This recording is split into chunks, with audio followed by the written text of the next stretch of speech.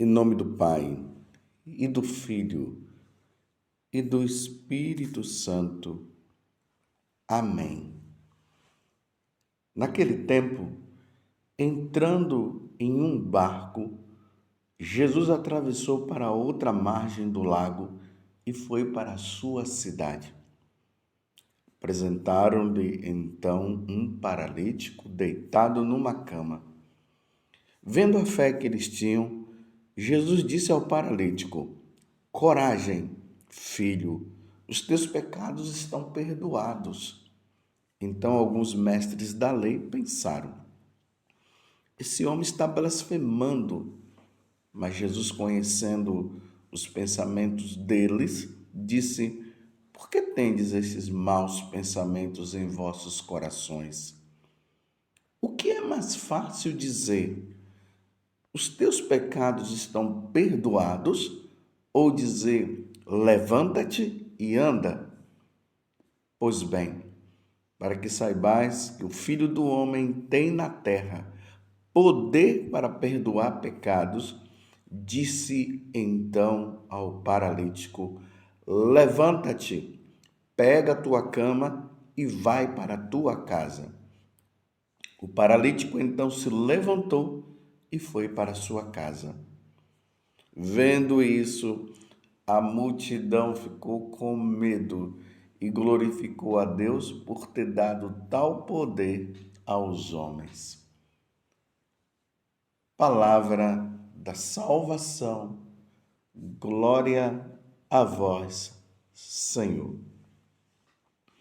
Meus irmãos e minhas irmãs, estamos no Evangelho de São Mateus, que nós estamos no tempo comum, e neste tempo esse é o Evangelho que é proporcionado para nós. Já foi o de São Marcos, agora é o de São Mateus. Estamos no capítulo 9, do versículo 1 até o 8º. Lembremos que Jesus estava lá na terra dos Gadarenos e foi apresentado lá, ou melhor, apareceram 2 homens possuídos pelo demônio. Jesus expulsou, aquele povo não aceitou Jesus, expulsaram Jesus de lá, por Jesus ter feito essa grande obra. Ele expulsou o demônio daqueles 2 homens. Mas como tinha acontecido um grande prejuízo, porque os demônios tinham todos ido, Jesus tinha lançado aqueles demônios nos corpos dos porcos, e aquele povo vivia dessa sobrevivência dos porcos, e os porcos simbolizam a impureza. Eles, vendo aquela situação, em vez de terem se alegrado por aqueles 2 homens terem sido libertos do demônio, eles expulsaram Jesus. Então Jesus é expulso, sai da terra pagã e volta de novo, agora para a sua cidade. Já que não quiseram saber de Jesus, Jesus livremente saiu também. Porque é assim que Jesus trata as pessoas. Se as pessoas não o querem, ele não força. Então Jesus agora vem para a sua cidade. E lá lhe apresentam um paralítico. 4 homens levam esse homem paralítico para Jesus curá-lo. Mas aqui, esse evangelho, eu fico encantado com essa passagem. Por quê? Porque aqueles homens, eles levam um homem que está paralítico. O corpo dele estava ali. Ele não podia se movimentar, tinha que ter pessoas para levá-lo. Então, claro, sabendo que Jesus estava fazendo tantos milagres, levaram-no esse homem. Interessante que quando Jesus olha aquele homem que está paralisado. Jesus diz: coragem, filho, os teus pecados estão perdoados. Você entende o que é que Jesus fala? Na lógica, era para Jesus ter dito assim: coragem, filho, levanta-te, você está curado. Levanta, pode caminhar agora. Não, Jesus fala o contrário. Ele diz: coragem, filho, os teus pecados estão perdoados. Aqui nós precisamos entender uma coisa: existe a cura do corpo e existe a cura da alma. Quando Jesus olha para aquele homem, Jesus viu que a alma dele estava muito mais paralisada do que o corpo. Não é que Jesus estava menosprezando a paralisia dele, não. Mas Jesus viu a necessidade de que ele precisava se curar na alma. Aqui nós vemos, meus irmãos, a importância da vinda de Jesus. Jesus veio curar a nossa alma, o pecado, meus irmãos. Pode ser que você que esteja me ouvindo agora, você possa dizer assim: graças a Deus eu não tenho paralisia nenhuma. Mas será? Bem, no corpo pode ser que você não tenha. Pode ser que eu também, né? Eu não estou paralisado no corpo. Eu estou aqui, eu movimento meus braços, eu movimento os meus pés. Mas e a minha alma? Como é que ela está? Porque você precisa também entender uma coisa. A única coisa que pode nos impedir de nos salvar é o pecado. A paralisia da alma é o pecado. O pecado não nos deixa entrar no céu. Isso precisa ficar claro para você. Para mim já está claro, meus irmãos. Isso está claro para mim. Mas eu, como ministro de Deus, como sacerdote, eu tenho que te explicar. Entre a paralisia do corpo e a paralisia da alma, porque a paralisia da alma é o pecado, Jesus vai sempre optar pela paralisia da alma. Jesus vai sempre optar pelo pecado, porque a única coisa que pode nos impedir de entrar no céu é o pecado. Não é a paralisia do corpo.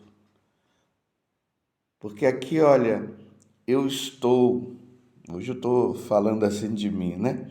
Eu estou dizendo assim, eu estou mexendo os meus pés, eu mexo as minhas mãos, eu mexo a minha cabeça. Não tenho nenhuma paralisia. Aqui, eu estou mexendo agora a minha mão. Eu não estou deitado em cima de uma cama. Se eu tivesse deitado em cima de uma cama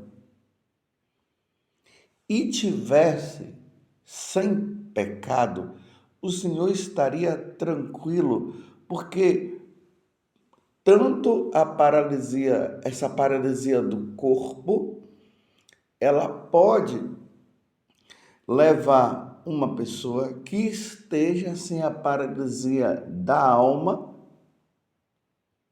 para o céu. Ela está com a paralisia no corpo, mas ela não está com a paralisia da alma.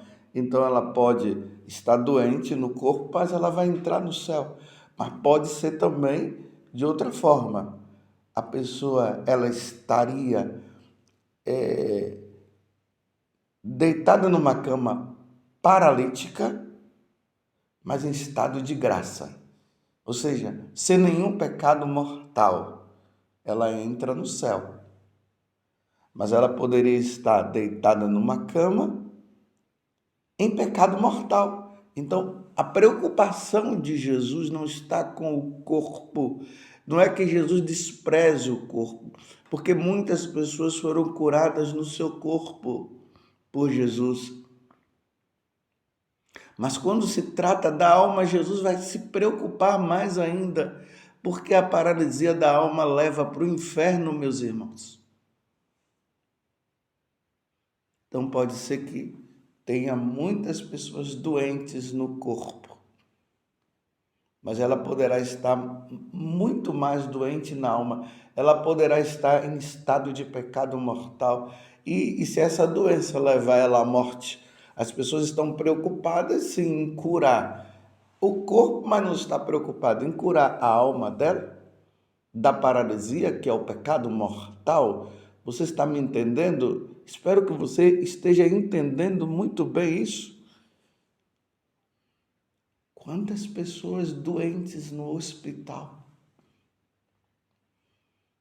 E elas estão ali sim, esperando a cura do médico, né? Porque o médico cura, mas é Deus quem faz através do médico. Porque se não fosse Deus, o médico também não teria inteligência até descobrir a doença do outro.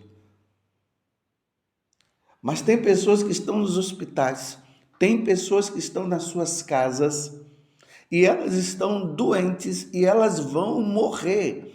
E as pessoas estão preocupadas mais com a cura do corpo. E estão ali pedindo, Jesus, cura o corpo, cura o corpo.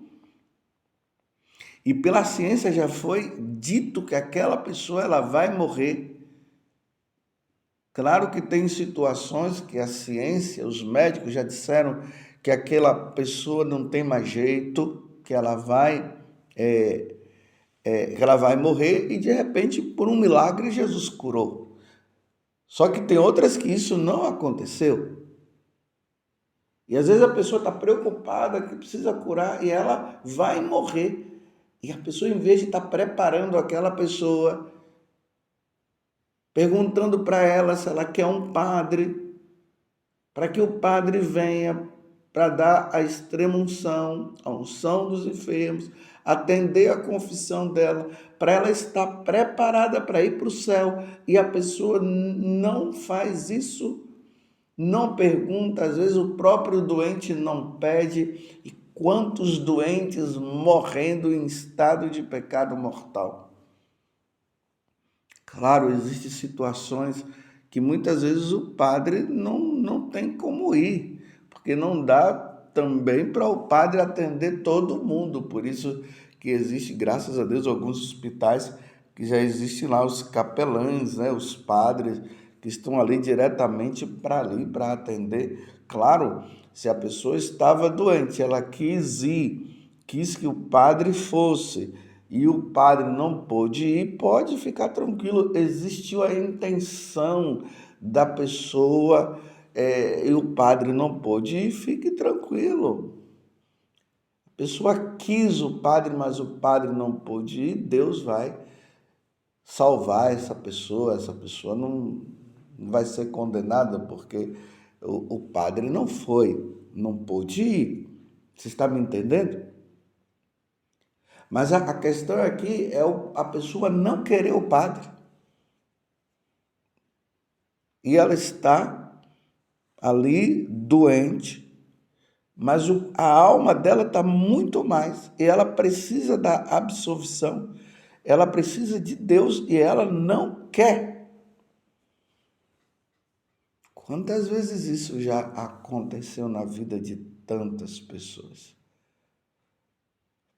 Está ali no último momento, está entre a vida e a morte. E os parentes católicos disseram: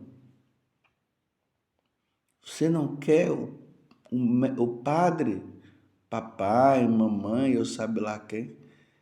E a pessoa ali no último momento ela diz: eu não quero. Meu Deus do céu. E só Jesus pode perdoar os pecados através, claro, do sacerdote. Mas eu estou falando tudo isso para que você possa compreender, meu irmão, que muitas vezes estamos preocupados com a cura do corpo, mas não se preocupa com a cura da alma. E isso é muito importante para o nosso entendimento de nós católicos. Santo Afonso Maria de Ligório, ele dizia o seguinte, que quando o médico já diz que não tem mais jeito para a vida daquela pessoa, é preciso que os parentes que estão ali preparem aquela pessoa para morrer.